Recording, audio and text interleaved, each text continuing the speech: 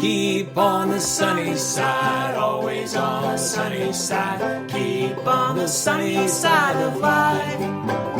It will help us every day, it will brighten all the way. If you keep on the sunny side of life.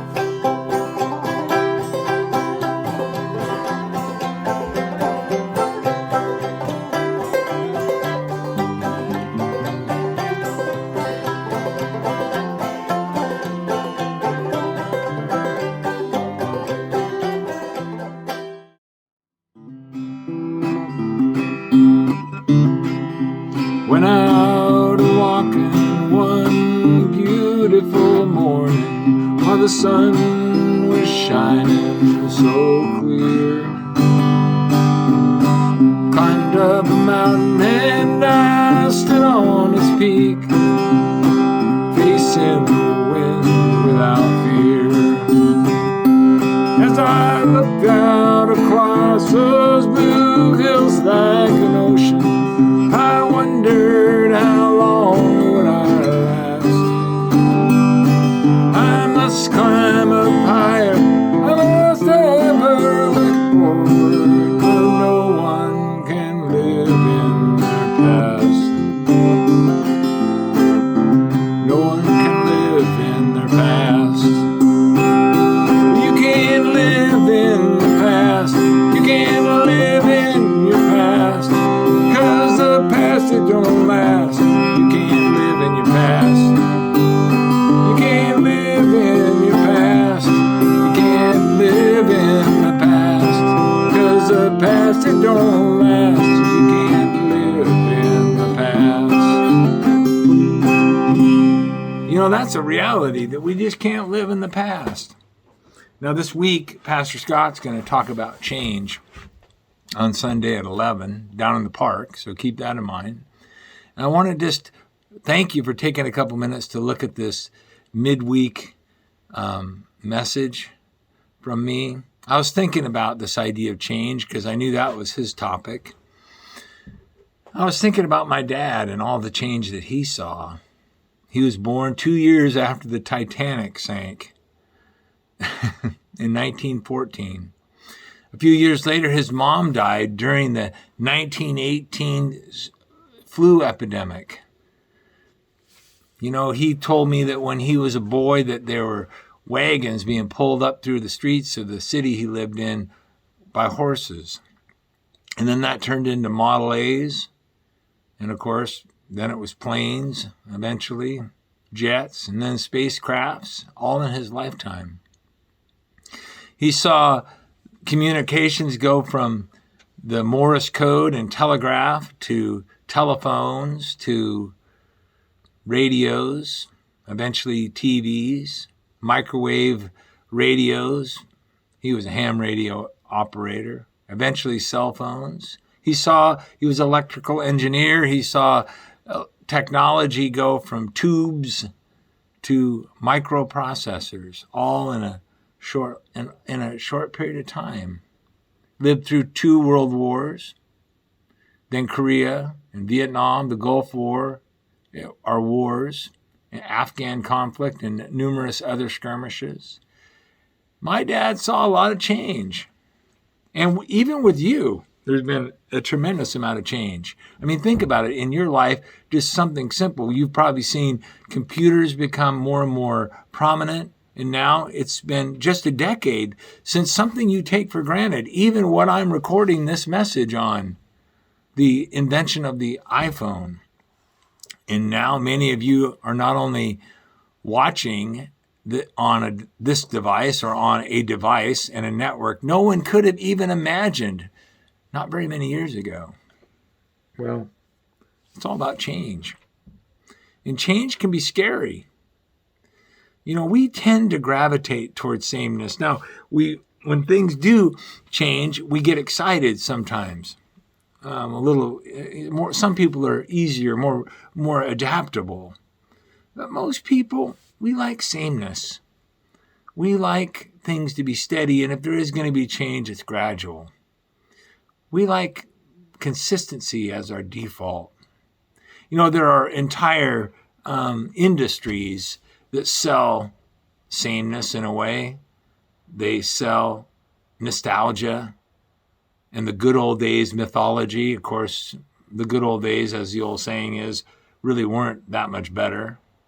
Most don't understand or truly want to return to the days where a pandemic would kill 2.5 million people from a disease in maybe 6 months or so.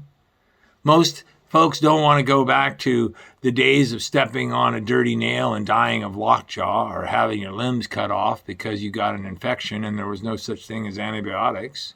And even those who imagine in some kind of dystopian future where we have to return to a more primitive living and survivalist type of things, you know what? Most folks are buying the books about survivalism and the survivalist supplies on Amazon or some other site on their 5G network. Change is happening. It's a constant. Someone said change is really just what life looks like. We're changing. I'm changing. Our color of our hair is changing. And change can be bad sometimes. Someone one time said people change and it's not always for the good. That's true. But God calls us to change for the good. In fact, a lack of change is associated with decay, about stagnant, someone we talk about, I feel stagnant, I feel stuck, I feel dormant, I feel idle, I feel inactive, I feel lifeless, listless, sluggish, static, stationary, brackish, even dead. But the problem with change is it is just hard, isn't it? It's scary, and oftentimes we tend to resist it in ways that we aren't even conscious of. You know, Jesus talked about when he said, and no one puts new wine into old wineskins, otherwise the new wine will burst the skins and it will be spilled out in the sky. The skins will be ruined. This is in Luke chapter 5, verse 37 through 9.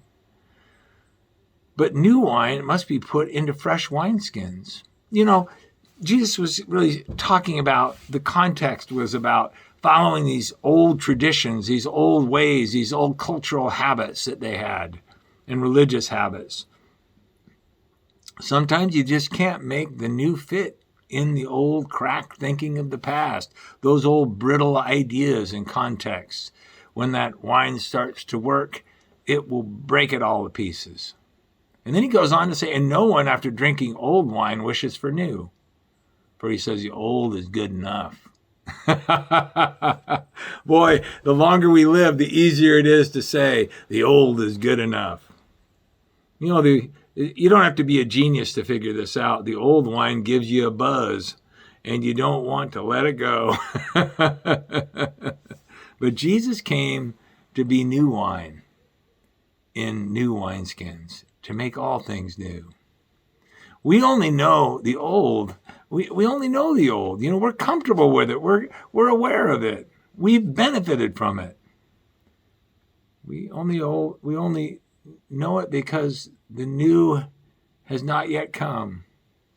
Someone said we change when the pain of staying as we are becomes worse than the fear of changing. That's probably true. Change involves what's next. But the next with God, even when the current circumstances, like some of what we're experiencing now, are terrible at times, the change when it comes with God is always ultimately for a good. For I know the plans I have for you, declares the Lord, plans for you to prosper and not to harm you, plans to give you a hope and a future. The future is the undiscovered country, somebody one time said. And we need not fear the future because God is already there. The reality of being changed by God is something we should welcome. As a matter of fact, it's really what we talk about all the time. In 2 Corinthians 5:17, it says, therefore, if anyone is in Christ, he's a new creature. The old things passed away. Behold, new things have come. After all, change is our ultimate destination. You remember what Paul said in 1 Corinthians 15:51, behold, I tell you a mystery. We will not all sleep, but we will all be changed. In a moment, in a twinkling of an eye, the last trumpet, For the trumpet will sound, and the dead will be raised imperishable, and we will be changed. Boy, that's some kind of change, isn't it? So we have to face, we have all had to face a lot of change in these last few years, of one crisis after the other, after another, it forces us to adapt. And that's good, to show the flexibility of faith. As church, once again, we face change together. Pastor Scott is retiring from his staff role at TFBC, and change will happen as we move forward. He's going to talk about change this weekend, and that'll be a good thing for us to hear what he has to say, his perspective. Change will happen as we move forward, and he and his family will do that change as well. This change will require change on all of our parts. We'll need to give Scott and his family time to rest and to adjust to this new chapter in their lives. That means don't call him all the time and ask him and bring all your struggles to him. We have to give him that space. And we as your pastors will continue to be available to you as your needs arise. We'll do that because that's what we do together. These changes are good for us. They're good for us all because these are the changes that God has led us to. This weekend, we will have a change of venue as well. So remember, we're not going to be meeting at the TFBC building. We'll be meeting instead at Toledo City Park at 11 a.m., one service all together. Bring a chair. And this will be Pastor Scott's last message during this chapter of his work. Please come and celebrate this change. You will have a chance to encourage Lana and Scott at this time. Thank you for watching this, and remember, you can't live in your past. All we can do is go forward.